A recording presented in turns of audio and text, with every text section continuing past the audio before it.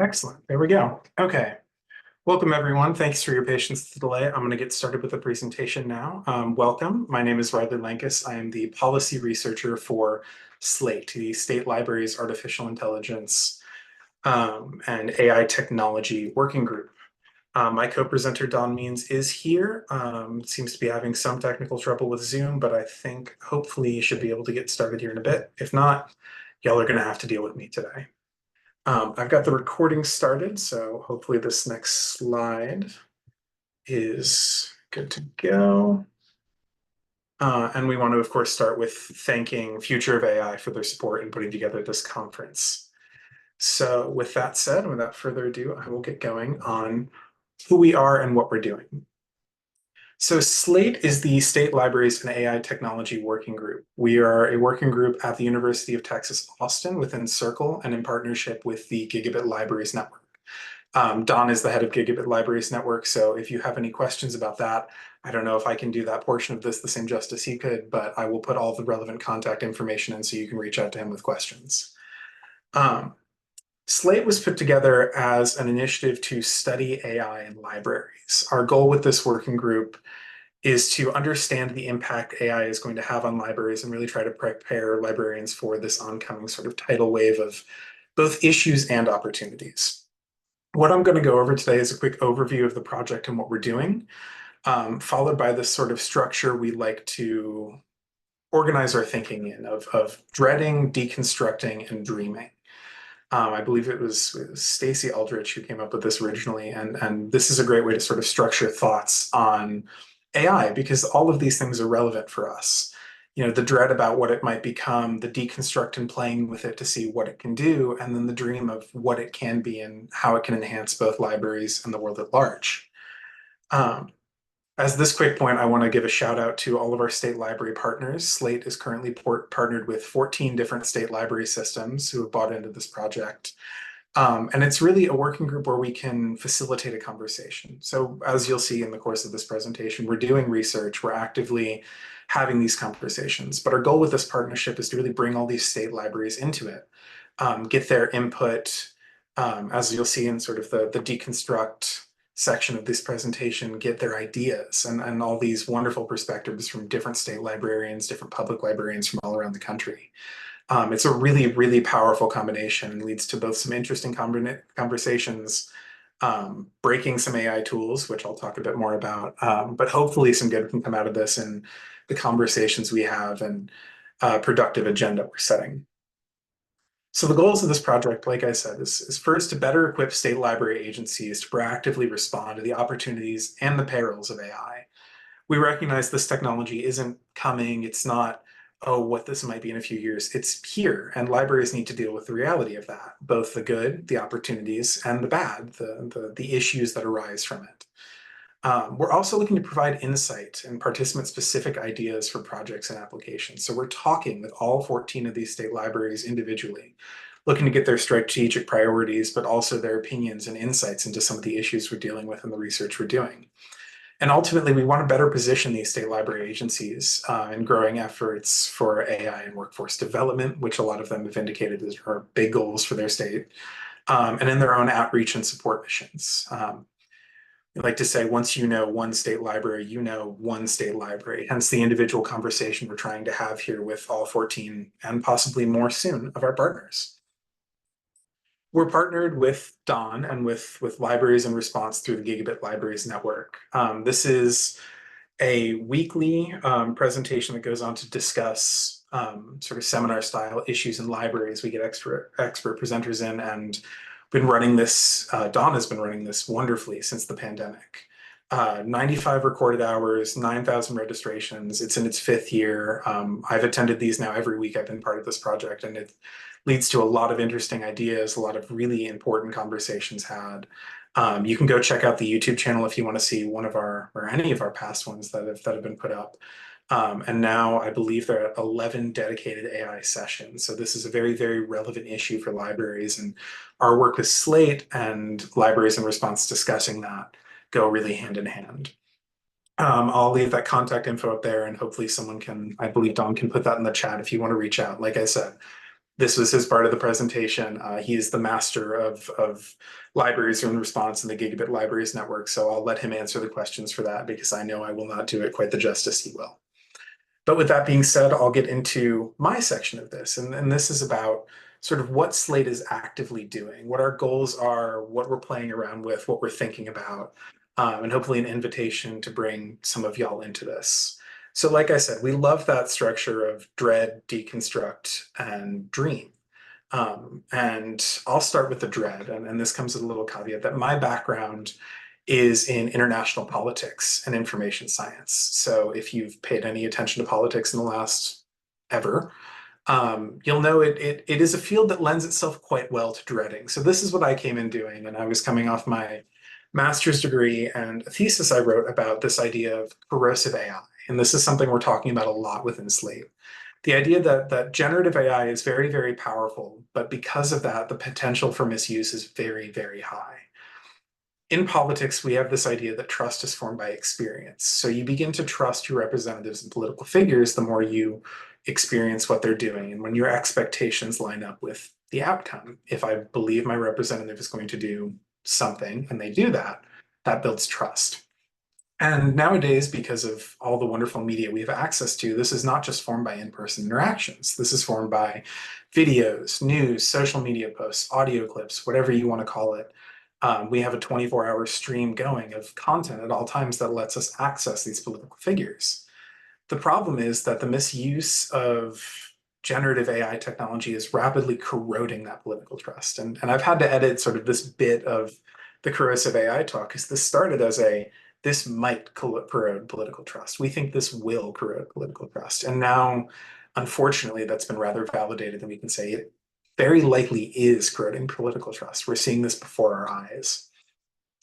So what makes AI corrosive, and why have we chosen the term corrosive here? Well, it refers to sort of this prediction that was very evident in politics that AI might erode trust, that it was going to be this long-term process of our ability to believe in our representatives and what they're saying and doing. But in reality, with the pace of generative AI and the access to it, it's become a very, very rapid process. Part of this, the three parts I've divided it into, the first one is this rapid deployment model. So generative AI technology, and when I'm referencing that, mostly I'm talking about the audio, the video, and the image generation, but you can get into text too, is controlled by a few companies. And because it's corporate controlled, there's this idea that it needs to be out there quickly, right? You want to corner the market, make as much money as possible off of it. But because of that, there has been reports from inside the industry that testing is not really extensive, that these safety checks are not in place in the way that a lot of people feel they should be. And so end users like us end up becoming the beta testers. And you can see the danger in putting something this powerful and this impactful out there without fully understanding the effects it's going to have on society, on existing structures, on, let's say, trust in video and the authenticity of it, which is the second part of this. This came from some work I was doing last year about the authenticity of video as a trusted medium and how, because of generative AI, I'm sure most of y'all saw the new OpenAI release of Sora and how incredibly lifelike it can make videos. Our collective societal trust in the authenticity of video as a medium, that it is a real representation of the world as it is beginning to degrade rather quickly. And that contributes further to this idea that AI is corrosive. The final part of this is sort of taking those first two and putting them together. It's the empowerment of disinformation. When you have generative technology that is accessible to anyone with an internet connection, it's easy to create disinformation. You can go and create images, text, video, AI recordings of voices, as we saw in New Hampshire with the robocall scandal involving misuse of the voice of President Biden. This disinformation is really, really easy to generate. And there's some evidence coming out of, like I said, political science circles that this is just as convincing as good old-fashioned human-generated propaganda.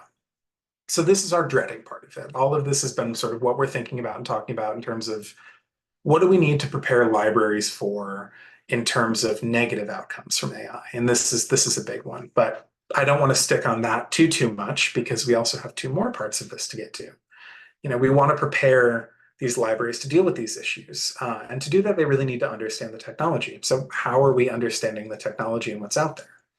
Well, that's the deconstructing part of this. And when I say deconstruct, that's sort of, this was originally destroy, but it's the idea of playing with it, right? We want to use this. We want to get librarians to have their hands on with this technology so that when patrons come in and ask me about it or dealing with issues because of it, they know what they're talking about. You know, they've used ChatGPT, they've generated images, they've played around with this stuff.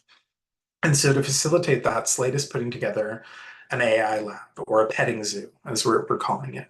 So because of the contributions of our library partners, we're able to purchase these industry access to these AI models. And with that, we can play around with it, figure out what it can do, what it can't do, discover new uses, potential issues.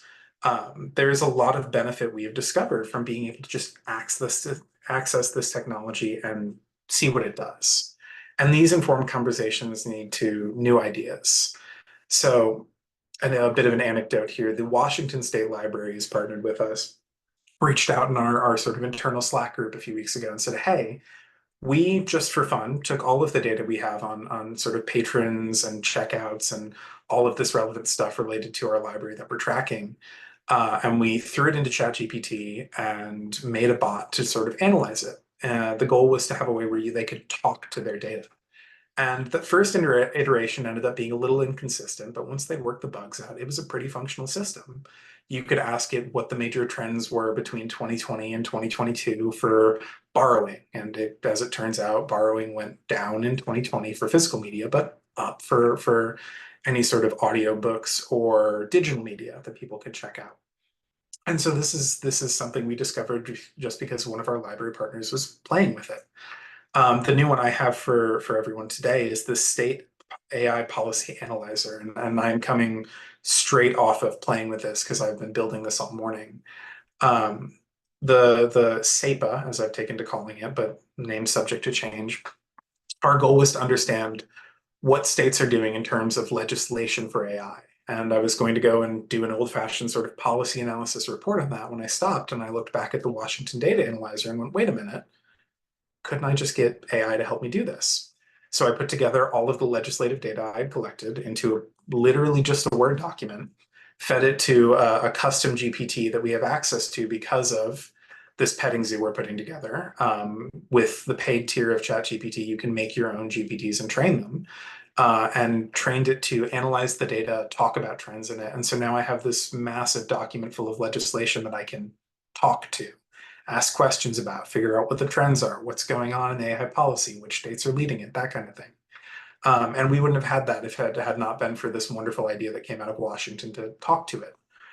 So we're already seeing results with the petting zoo and getting value out of it. And this is only going to grow in the next few months as we get more products and potentially bring this out to something that is open to more people, not just SLAAIT internally.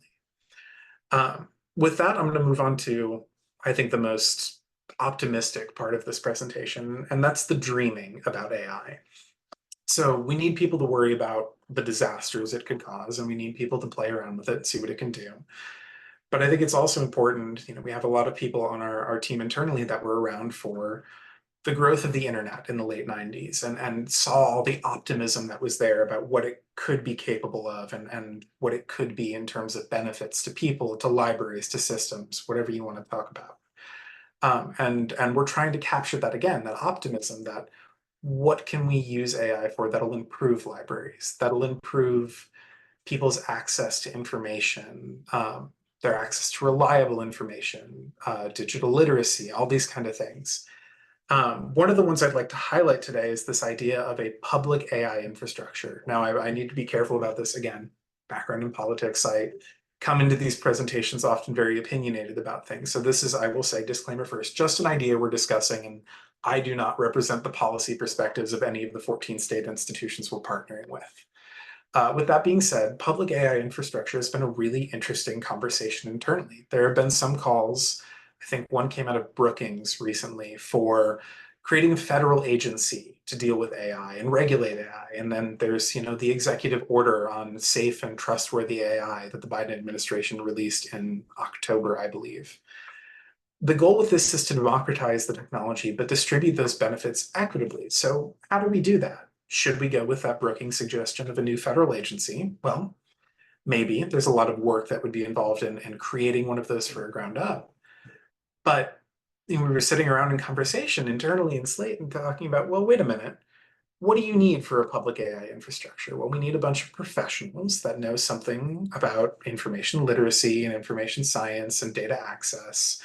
And we need some locations, some brick and mortar buildings where people can go to play with this technology and use it.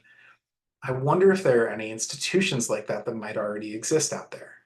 And so we settled on libraries. We have this massive existing knowledge base of professionals in the library field who know about technology, and our goal with SLAAIT is to train them about AI specifically. And there's existing physical infrastructure there.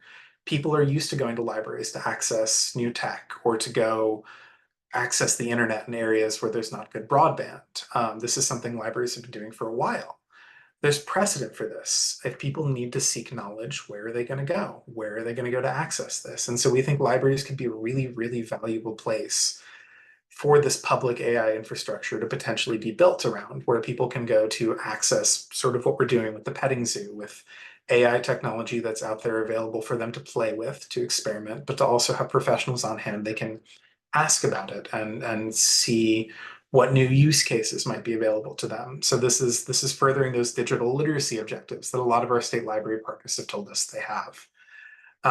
So we're hoping, this conversation leads somewhere, that this idea gets put in all these state libraries and they can start moving towards this potentially if that's something they want to do. This is the goal of SLAAIT, is to have them come together, talk about it, and figure out what's best for their institution. So I'll finish off now because I know I'm nearing the end of the time and I want to be able to take questions for the last new minute. But we'd like to finish today by inviting collaboration. If you're interested in joining SLAAIT, I will send the links to both of these here momentarily in the chat. But we have internal groups. I will send the application on our website. If you're interested in joining, there's a little button you can click right on the homepage to get information in and potentially join SLAAIT. We also have a blog I will also send a link to that we update fairly regularly with what we're doing, what we're talking about, what new technologies we're playing with. I would also encourage you to attend libraries and response sessions. These have been a very, very valuable way to have these informed conversations with people beyond just our organization and bring these ideas out there to see what other people think of them and get a sort of non-librarian perspective on them. So I believe that is it for me in the presentation. I'll get those links in the chat momentarily, but stop sharing now. If anyone has any questions, please do ask.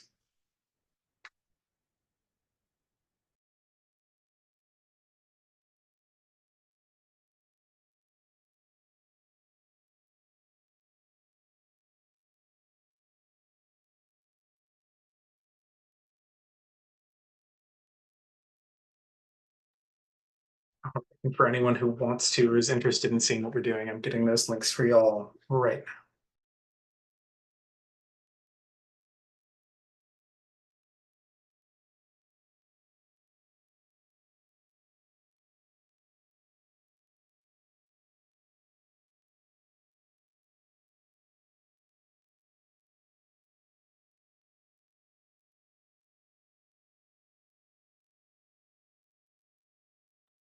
Okay, so I've got a question from Kathy here asking about, we're the equivalent of a state library system, but we have a small budget and can barely afford collections, let alone to run a library effectively. Also have a real challenge in experimenting with free versions because of restrictions on what we were able to download. So this is a good question and something a lot of our sort of partnering state libraries were struggling with. And one of the other reasons SLAAIT has come together is because we kind of want to be that AI policy staff for a lot of these libraries that just don't have the time or budget to be able to do so. That's part of the collaboration, is they're sort of outsourcing their thinking and planning about AI to us, and that's what the sort of the buy-in is for them. So let me get that link I keep talking about. But I would absolutely encourage you to reach out and see if we can get you involved in this, because we have a lot I think we can offer. Yes, this is our homepage. The join SLAAIT button right down there at the bottom, and then this next link is the blog and updates if you're interested in sort of keeping up to date with what we're doing, what we're thinking about, talking about, that kind of thing. Oh, my apologies. I am sending those as a direct message. Oh, embarrassing for me. Okay, let's try that again. SLAAIT homepage and SLAAIT blog. Yeah, okay, did it right that time.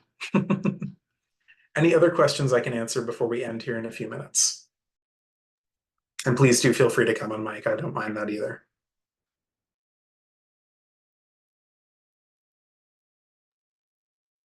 Yes, we do have a YouTube channel. In fact, I set it up last week, so let me see if I can get that for you as well.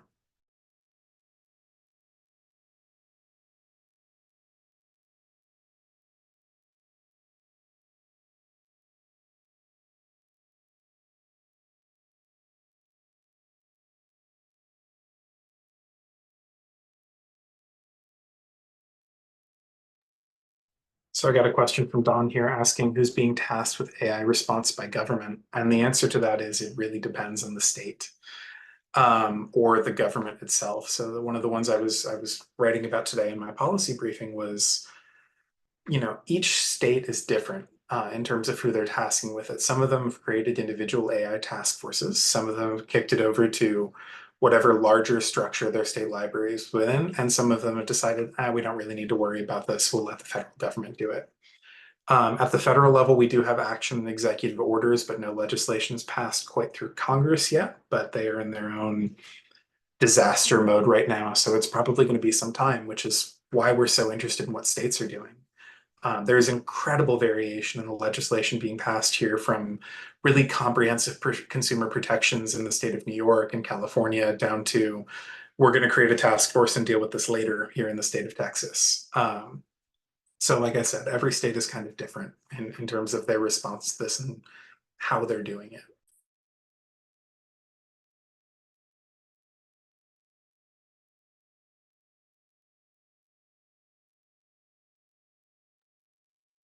All right, I am not seeing any more questions for the day. Aaron, thank you for the shout out on the Dream to Deconstruct. It's been excellent for us. And I will find that YouTube channel real quick. So last chance for questions.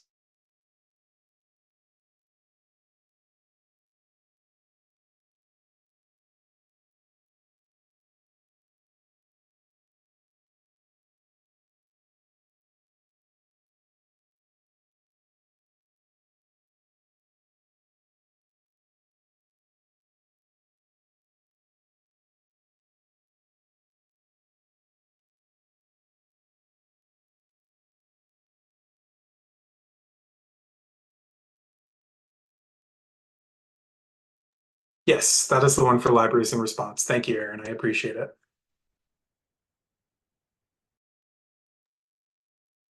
All right. Well, thank you all for attending today. I very much appreciate it. I'm going to get this recorded ending here in a minute, but thank you for your participation and the questions. I hope this was valuable, and we hope to see you either reaching out to us in SLAAIT or attending one of these libraries and response sessions in the coming weeks. So I hope everyone has a lovely day. Thank you so much, and I'll cut it here.